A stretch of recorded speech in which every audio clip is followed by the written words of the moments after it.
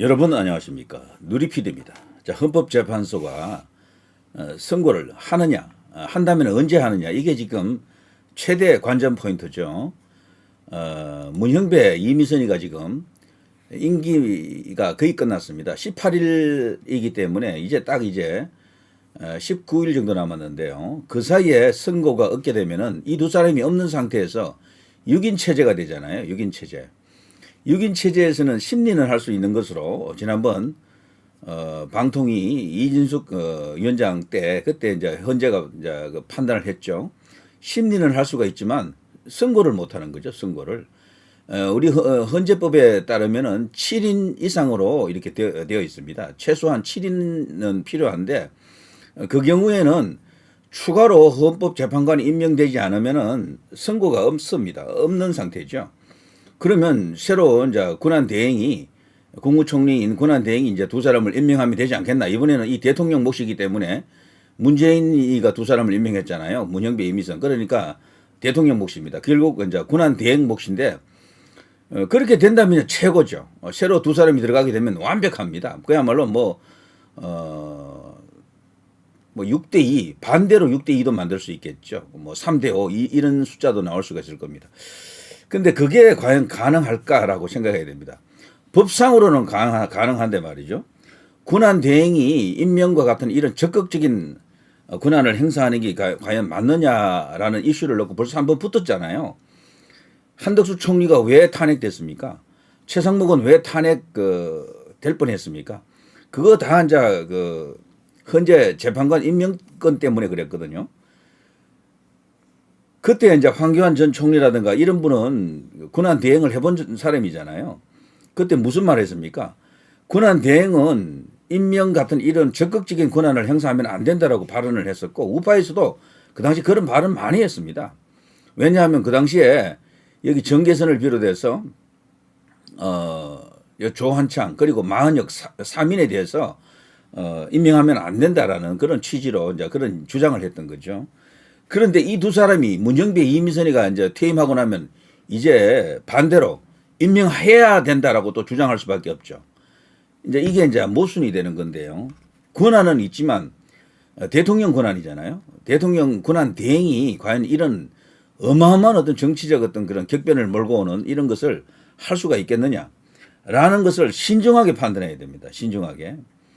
그 어디서 뭐 방송 들었다 어디서 들으니까 그거는 국무총리 권한 대행이 다 임명할 수 있대요. 이런 어떤 그런 댓글도 제가 보고 그러는데 그게 간단한 게 절대 아닙니다.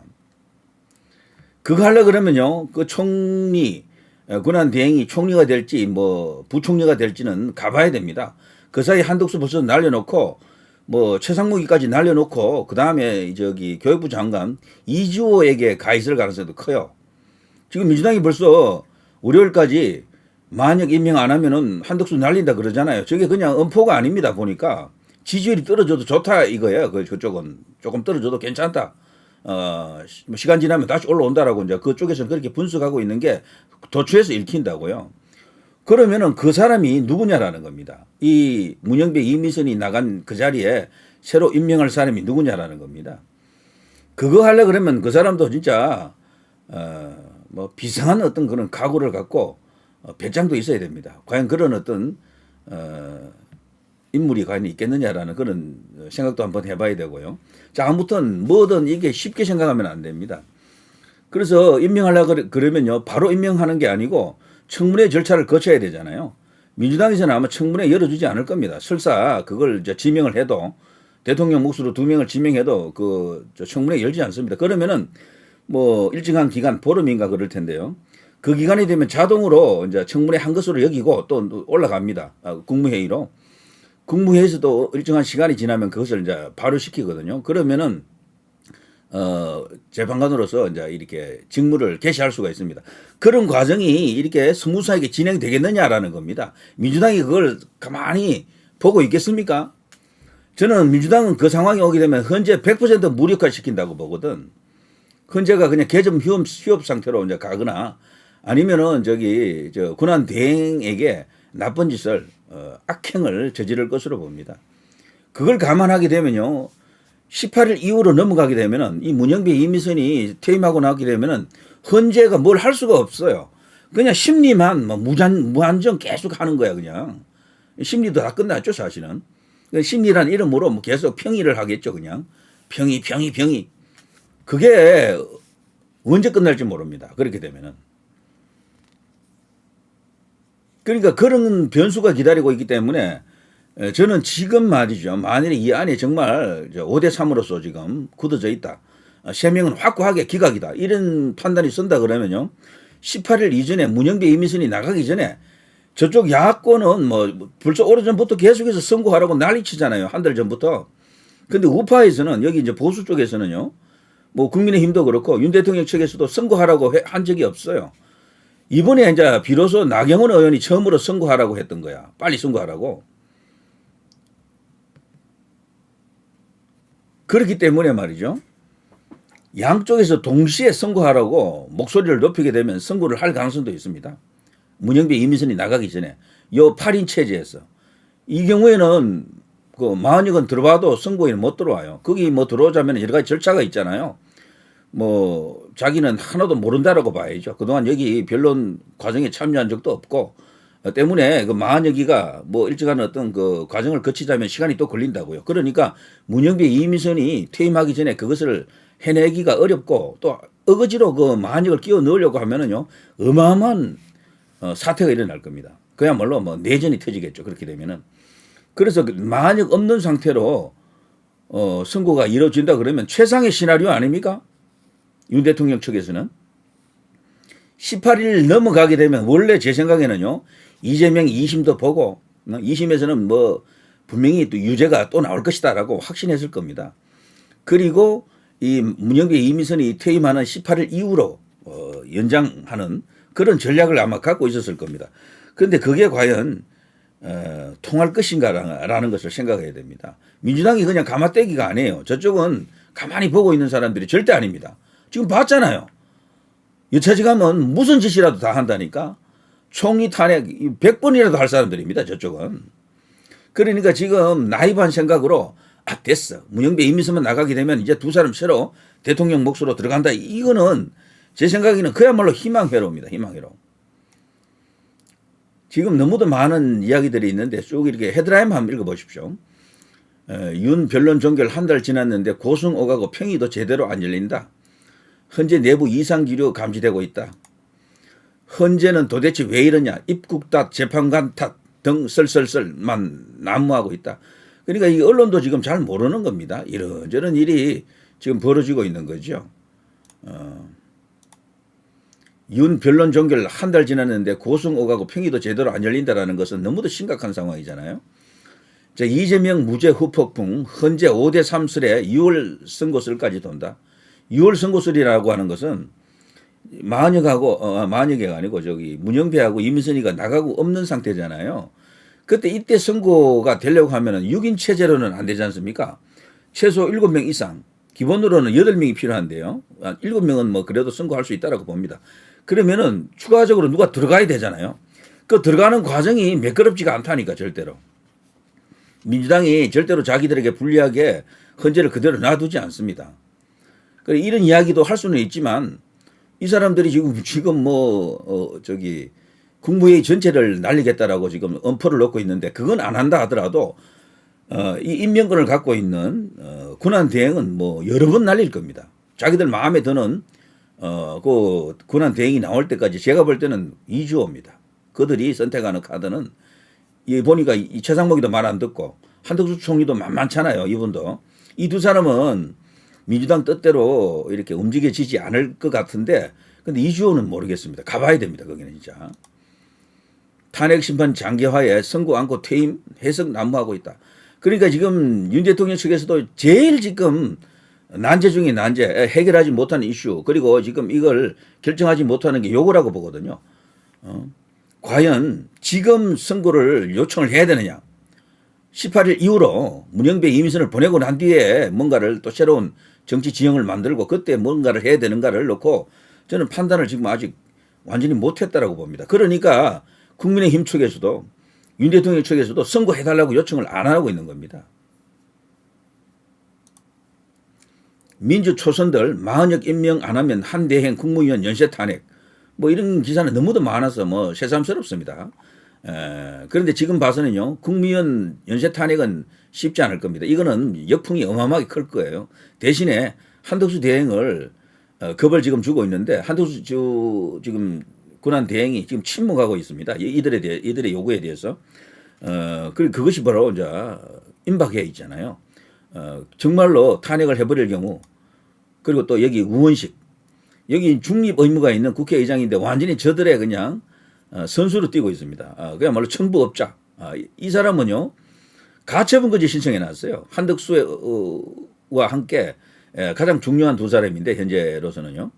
이 사람이 지금 만약의 재판관 그 지위를 임시로라도 부여하기 위해서 가처분까지 지금 헌재에다가 요청해 놨습니다. 거기다가 여러 가지 뭐 법적 어떤 정성을 지금 벌이려고 하는 거죠. 군안쟁의 심판도 청구했고요. 이 지금 군안쟁의보다도 지금 중요한 것은 가처분입니다. 그 가처분 같은 그런 방식을 통해서 헌법재판관 지위를 임시로 허용한다라는 것은 말이 안 되잖아요. 이렇게 중차대한 일을 하는 데 있어서 그런 계집거리를 허용한다라는 것은 이 나라가 벌써 망했다라는 것을 말합니다. 그건 절대로 안 되겠죠. 아무리 문영배, 이미선 등이 특정한 뭐 어떤 정치적 카르텔 속에 들어가 있다 하더라도 그건 허용하기 어려울 겁니다. 아무튼 이런 식으로 국회의장도 선수로 뛰고 있다라는 거죠, 지금. 자, 계몽 김계리 헌재 하루빨리 내 대통령 돌려달라. 이것이 지금 우리 국민의 목소리다라고 이제 볼 수 있도록 그렇게 지금 여론 전쟁이 지금 벌어졌죠. 최근에 뭐 지지율 동향을 보게 되면은 좋았던 때보다는 조금 떨어졌어요. 그거는 이제 언론사들이 혹은 여론조사 기관에서 장난치는 것일 수도 있지만 좌우지간 숫자적으로는 조금 빠진 느낌이 들고요. 윤 대통령 측 만약 임명 압박 더 넘었다 뭐 이런 이야기도 있고. 자, 조홍천 헌재 5대3인다. 다음 주 선거도 난망. 너만 바꾸면 6대2, 4대4가 된다. 뭐 이러면서 딱 하나 표로 인해서 왔다 갔다 하면 뭐 뒤집어진다 이런 이야기죠. 만약 없이도 이렇게 될 수 있다는 이야기죠. 자, 이게 지금 현상적으로 일어나고 있는 것을 제가 헤드라인만 읽어도 여러분과 함께 뭔가 알 수 있지 않습니까? 그리고 가장 중요한 이야기는 여기에 지금 들어가 있죠. 윤 탄핵 선고 4월로 넘어간다. 철야 농성 서명운동, 평이 짧아진 헌재. 이미 평이는 사실상 끝났다라고 보는 게 맞고요. 그래서 지금 오늘 유력하게 등장한 날짜가 지금 이겁니다. 4일 그리고 11일입니다. 4월 4일 금요일, 4월 11일 이날도 금요일이 되겠죠. 금요일을 피한다라는 생각도 할 수가 있겠지만 통상적으로는 금요일 날 많이 하긴 하죠. 자, 이렇게 되면요. 4일 날 선고한다. 11일 날 선고한다. 이렇게 되면 이 헌재 가까운 곳에 어마어마한 어떤 인파가 몰리겠죠. 그야말로 양쪽이 뭐 모을 수 있는 인원은 총동원 시킬 겁니다. 금요일부터 아예 집회가 시작되겠죠. 그러니까 이제 그런 상황에서 만일에 특정한 결과가 나올 경우 패배한 쪽에서 가만히 있겠느냐.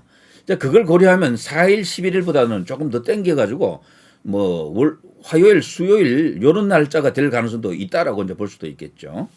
자, 4월 18일 넘기면 혼란 불가피하다. 헌재 기능 마비가 우려된다. 제가 앞서 말씀드린 것처럼요.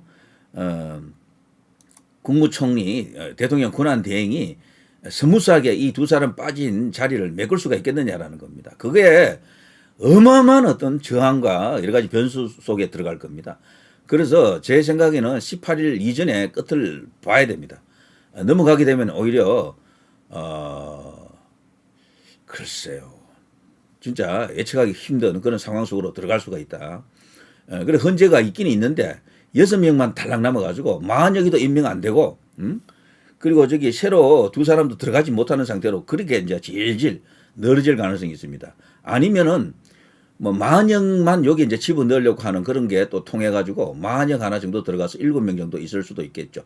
그런 상태에서도 선고가 되지 않는 그런 상태로 계속 갈 가능성이 큽니다. 김영두가 이 경우에는 재판장 권한 대행이 될 텐데요. 이 사람도 기본적으로 약간 중립적이다라고는 해도요. 김명수가 임명을 했고, 그리고 출신이 또 여기 또 이제 호남 출신이고 등등등 했어요. 믿기가 어렵습니다. 그래서 어떤 일이 일어날지 예측하기가 참 쉽지는 않지만 희망회로만 돌리고는 그렇게 해서는 안 될 것 같은 그런 느낌이 듭니다.